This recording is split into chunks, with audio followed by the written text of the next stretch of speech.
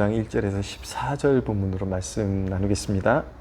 참고로 말씀드리는 것은 제가 이 새벽 날개를 생명의 삶, 두란노에서 나오는 생명의 삶 목차대로 나간다라고 말씀드렸는데, 지금 나누는 본문은 9월 8일 금요일 본문입니다. 근데 제가 지금 9월 7일 목요일 밤에 이 영상을 찍고 있습니다. 이렇게 앞으로는 그날 본문에 당일 해당되는 본문에 전날 밤에 되도록이면 영상을 찍어서 올리려고 합니다. 그래야 이제 사실 이렇게 그 말씀 묵상이라는 것은 하루를 살아내기 위해서 아침이나 새벽에 이렇게 이른 아침에 이렇게 묵상하기 마련인데, 그날 본문 다 뭐 하루 거의 지나갈 때 오후에 제가 영상을 올리는 것보다는 하루 전에 올리면 오히려 이렇게 또 이 영상을 통해서 말씀 묵상에 어떤 도움을 얻는 분들에게 좀 더 유익하지 않을까 하는 생각이 들어서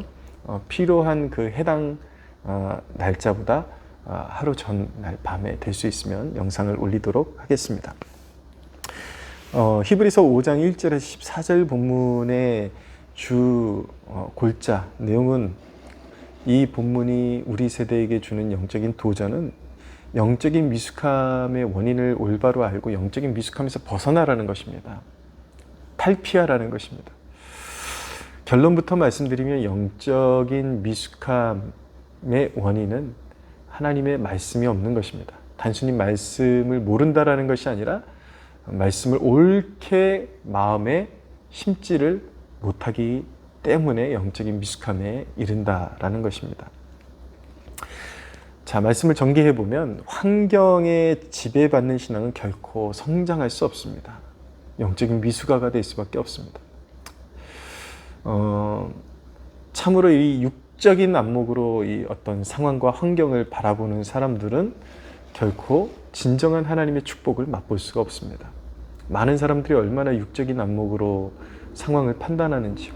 너무나도 단순하게 그냥 누구나 생각할 수 있는 방식으로 그냥 조금 잘 풀리면 하나님이 축복하시는 것이고, 조금 어려우면 뭔가 나는 미움받는 것 같고 축복의 대상이 아닌 것 같고 심지어는 저주받은 것 같고, 오늘날 이렇게 소위 이렇게 시중에 돌아다니는 그런 유행하는 신앙의 모습이 이런 기류가 참 강합니다.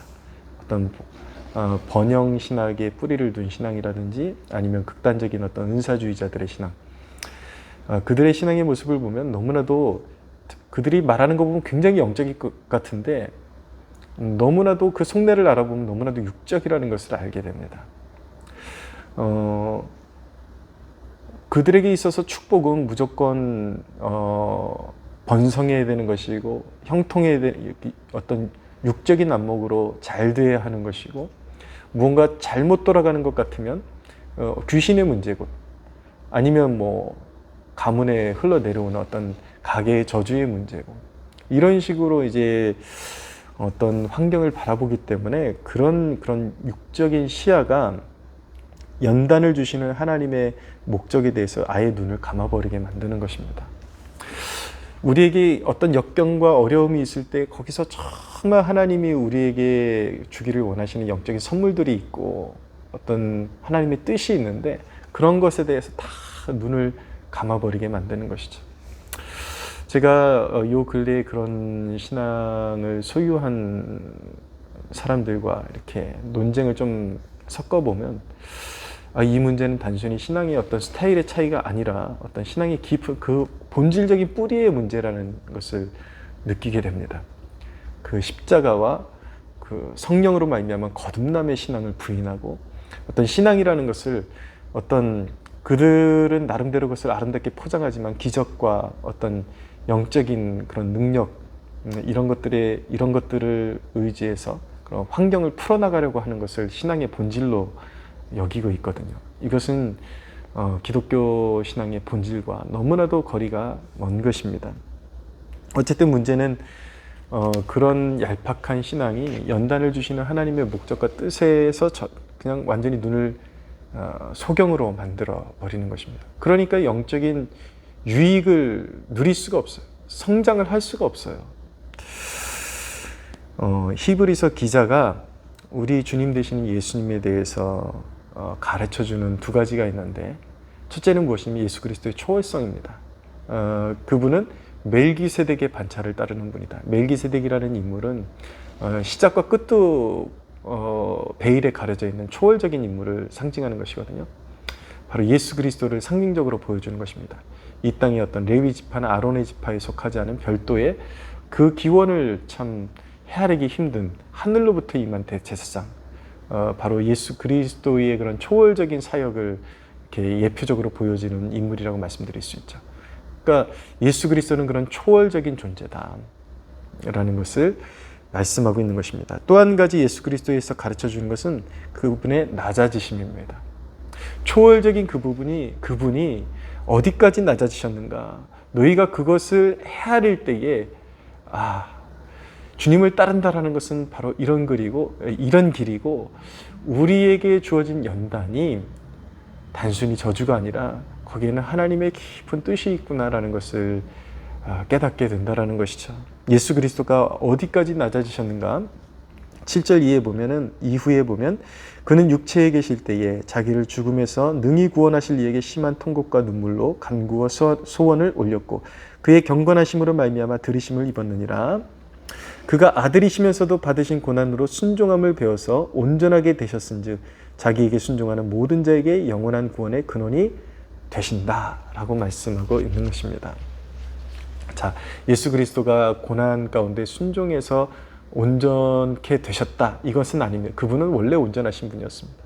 그러나 우리에게 그런 어떤 진정한 신앙을 이끄시는 주가 되시고 또 신앙의 본이 되어주시기 위해서 친히 그분이 그 약함을 경험하셨고 감당하셨다라는 것입니다. 그분을 따르는 우리를 온전케 하시기 위해서 그분도 그 길을 걸어가기로 선택하셨다라는 것입니다. 아버지 뜻에 온전히 순종하시고 고난과 역경 가운데 눈물로써 호소하시고 그 역경 가운데 순종을 배워서 온전케 되셨다. 그러므로 그분을 믿음으로 따르는 모든 자들을 그분이 승리하셨음으로 말미암아 비록 환난과 역경과 어려움들이 무수히 지나가겠지만 그 가운데 순종함으로 감사함으로 따르는 자들에게 하나님의 뜻이 이루어지도록 온전한 구원이 이루어지도록 우리를 그렇게 인도하시는 분이 바로 예수 그리스도시다라는 것을 말씀하고 있는 것입니다. 예수님의 인생의 목적은 무엇이었는가? 예수님의 인생의 목적은 하나님 아버지의 말씀, 그분의 온전하신 뜻에 순종하는 것이었습니다. 예수님의 그런 구속사역의 그런 삶의 모습들, 구속을 이루기 위한 그 삶의 모습들을 보면 오늘날 우리에게 그 삶 자체로 주시는 메시지가 있는데 바로 이런 것이죠. 예수님은 세상 권세를 쥐는 것을 성공이라고 보지 않으셨습니다.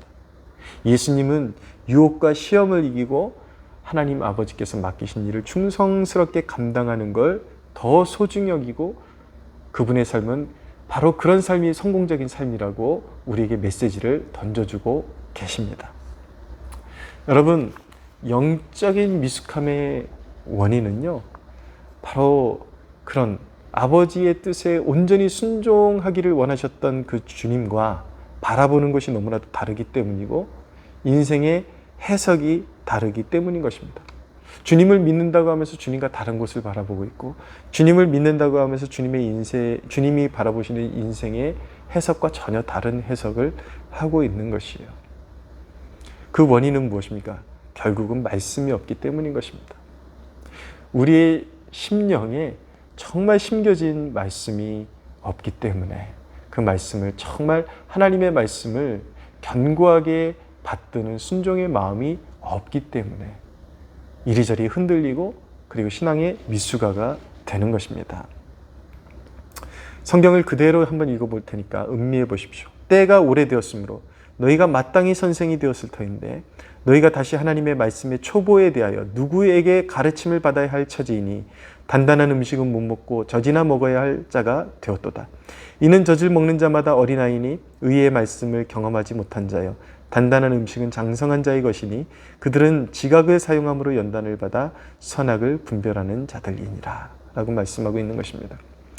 묵상이 참 중요합니다. 말씀 앞에 늘 대면하는 태도가 참 중요합니다. 그러나 여러분, 묵상의 목적은 단순히 어떤 상황을 모면하는 길을 찾는 데 있는 것이 아니라 모든 상황 가운데서 하나님의 뜻을 분별하고 영적으로 견고해지기 위해서 묵상을 하고 말씀을 받아 먹는 것입니다. 그 묵상을 통해서 말씀을 받아 먹고 모든 상황 가운데 하나님의 뜻에 합당한 순종을 배우기 위해서 말씀을 받아 먹는 것입니다. 이런 목적으로 말씀을 받아 먹지 않으면요, 말씀을 알아도 세속적인 그런 노예가 될 수밖에 없는 것입니다. 오늘 휴가를 마치고 이렇게 은혜롭게 잘 돌아왔습니다. 오늘 아침 7시부터 이제 가족 일정을 아침 식사하고 마지막 일정을 이렇게 잘 보내야 또 서울로 올라올 수 있었기 때문에 7시 이전에 제 개인적으로는 하나님과 충분한 어떤 영적인 소통이 없으면 그 귀한 시간을 다 놓쳐버리게 생긴 거예요. 그래서 비록 휴가 기간이었지만 새벽 5시 정도부터 일어나가지고 1시간 정도 충분히 기도하고 또 오늘 읽어야 될 말씀 분량을 하루를 시작하기 전에 다 읽고 그러니까요, 마음이 얼마나 뿌듯하고 만족함, 영적인 배부름을 느끼게 되는지요. 여러분, 이것이 이 어떤 육체의 원리랑 참 비슷한데 육체적으로도 그냥 배고픈 상태로 있으면, 속이 비어있고 배고픈 상태로 있으면 일단은 어떤 생각의 집중력이 떨어지고 영적인 그 어떤 삶의 그런 컨디션이 확 땅에 떨어지게 됩니다. 제 기능을 못하게 되죠. 분별력도 흐려지고 어떤 에너지를 이렇게 올바른 곳을 향해서 잘 사용할 수가 없게 됩니다. 영적으로도 마찬가지예요.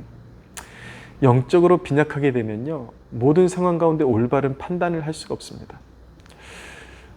어떤 사람들은 직업병이냐, 뭐 목사라고 휴가까지 가가지고 그렇게 좀 쉬지, 그 직업병 아니, 뭔가 좀 이렇게 이렇게 내려놓지 못하는 뭔가가 있기 때문에 그런 것 아니냐, 그렇게 바라볼 수도 있겠지만 결국 그런 것은 아닙니다. 수많은 그런 어떤 그런 경험의 노하우라고까지도 말씀드릴 수가 있을 것 같아요.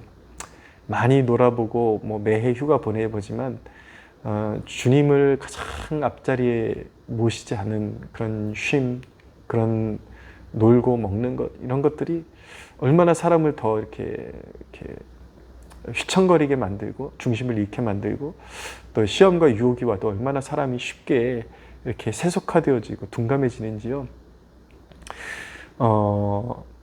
정말 아무리 좋은 것도 하나님을 가장 앞세우고 하나님의 그런 말씀 앞에서 그 말씀을 음미하고 묵상함으로 말미암아 내 정신의 어떤 나의 가치의 기준이 하나님의 뜻 가운데로 정말 이렇게 잘 맞춰져 있을 때만이 정말 아무리 내 그런 삶에 유익한 것들도 진정으로 참된 유익이 될 수 있고, 그것이 진정으로 그 모든 누림이라는 것이 영적인 올바른 가치관과 그런 영적인 올바른 그런 올바른 상태 속에서만이 누릴 수 있다는, 하나님이 그 모든 상황 가운데 다스려 주시고 함께 하실 때만이 그 모든 것들이 의미가 있다는 것을 알게 되었기 때문에 결코 지나친 것이 매일의 삶 가운데 휴가를 가든 어디를 가든 매일의 삶의 가장 첫자리에 하나님의 말씀을